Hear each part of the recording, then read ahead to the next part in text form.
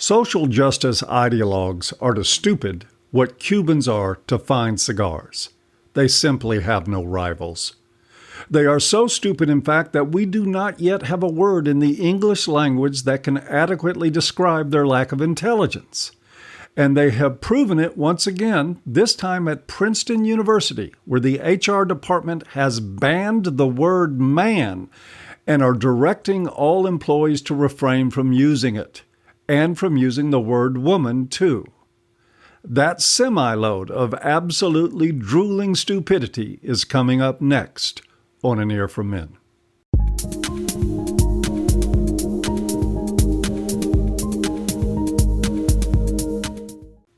Hi everyone, Paul here. Welcome back to An Ear for Men. We deal with a lot of serious subjects around here, mostly about the pitfalls men routinely face in the current version of the social contract with women. We get to take a break from that from time to time, especially when postmodernists serve up something so delectably boneheaded that it is impossible to resist talking about it. Such is the case recently when the Human Resources Department of Princeton University, a poison Ivy League school if there ever was one, issued a memorandum governing the use of gendered language in campus business matters. I'll give you the beginning in their words, and I quote, "Princeton's Office of Human Resources has developed these recommendations for utilizing gender-inclusive language in official HR communications, policies, job descriptions, and job postings. They are consistent with style guidelines issued by HR and the Office of Communications. These recommendations reflect the inclusive culture and policies at Princeton University." Sorry. Every time I read that, I get a little choked up. I mean, the inclusiveness is just so touching. It warms me so to think about how governing everyone's language will make so many people feel included. Well, until someone comes along with a challenging idea or a shred of critical thought. On to finish the quote. Gender-inclusive language, they say, is writing and speaking about people in a manner that does not use gender-based words when the gender is unknown or applies to a mixed-gender group of individuals, unquote. Oh, well, now I get it. It's a grammar lesson. Isn't that generous of Human Resources to cover what the Princeton English department obviously missed?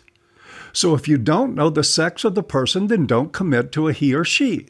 And if it's a mixed group of men and women, then use they or them. Seems legit to me. Well, unless you consider that everything they said in their explanation was complete bullshit. They go on to prove that beyond a doubt when they get down to instructing us how to avoid wrong speak concerning various phrases and occupations. They even grace us with some key examples of what they consider proper and improper speech according to their ever so warm, fuzzy, and enlightened mandates. For instance, don't call a mailman a mailman. Rather call them a mail carrier or postal worker. I guess this really does need to be pushed because when I type this out, my spell check, which still redlines gynocentrism, didn't seem to be bothered by the word mailman. Perhaps Microsoft is an agent of the patriarchy. And because we all know that the good people of Princeton are shooting for gender equality, they also inform us that we should not call a policewoman a policewoman. Microsoft Word be damned. We should call we should call them a police officer. But wait a minute. As I read the memo from the Princeton HR department, they said that we were supposed to observe these rules when we don't know the sex of the person we're talking about. Now, if I refer to someone as a policewoman, don't you think just maybe I have a clue that I'm not talking about a policeman? For that matter, I can use any number of descriptors for different occupations and positions without leading too many people down the path to ruinous confusion. I can say chairman or chairwoman, congressman or congresswoman, spokesman or spokeswoman. For that matter, I can say Mr. Secretary or Madam Secretary, Mr. President, or even, God forbid in this election, Madam President. And I would venture to say that no one would be confused who is not already confused by, say, tying their shoes. So at this point, we can cut the crap. This is not about grammar, and it certainly isn't about gender inclusivity. All the examples I gave just now are gender inclusive because jobs don't have a sex. People do. So let's not be fooled by Princeton's laughable facade of inclusion and mistake this for anything other than what it is. It's ingsoc newspeak. It's just one more of countless ideology dumps piled up like a million anthills across the landscape of Western higher education. And I use the anthill analogy for a good reason, because these standards are just like them. Disturb one and watch them swarm out on the attack. That is what they are designed to do. These are rules ostensibly to govern a human resources department. Or wait, doesn't the word human present some sort of problem? Doesn't the word human hurt someone somewhere? Because after all, that's what we're really talking about. Toss grammar and inclusiveness to the curb with the rest of the trashed up excuses for this nonsense, because it is about control, pure and simple. The feminist and LGBT subchapters of the Joseph Goebbels Social Justice Ministry, now embedded like gluttonous ticks in most university administrations, are moving forward with their agenda to control the language. The philosophy being that if you can do that, you're one step closer to controlling the mind. And in this case, they are pushing their agenda on behalf of butthurt transgender activists who, feeling left out of the sexual binary, don't want anyone else to feel like a part of it either. This is victim politics at its finest. A fraudulently outraged minority being granted access to control the majority they so detest. Now, of course, there will be some transgender activists who hear this and reflexively pull the phobia card straight out of their ass to claim this is a transphobic position. Of course, that's bullshit too. In the course of my activism, I've had lengthy, even highly personal discussions and interviews with transgender men and women.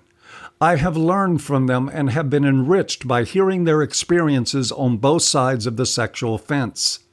And fortunately for me, the transgender people I've been exposed to are nothing like this whining bunch of children who are so pathetically weak they can get post-traumatic stress if I say fireman.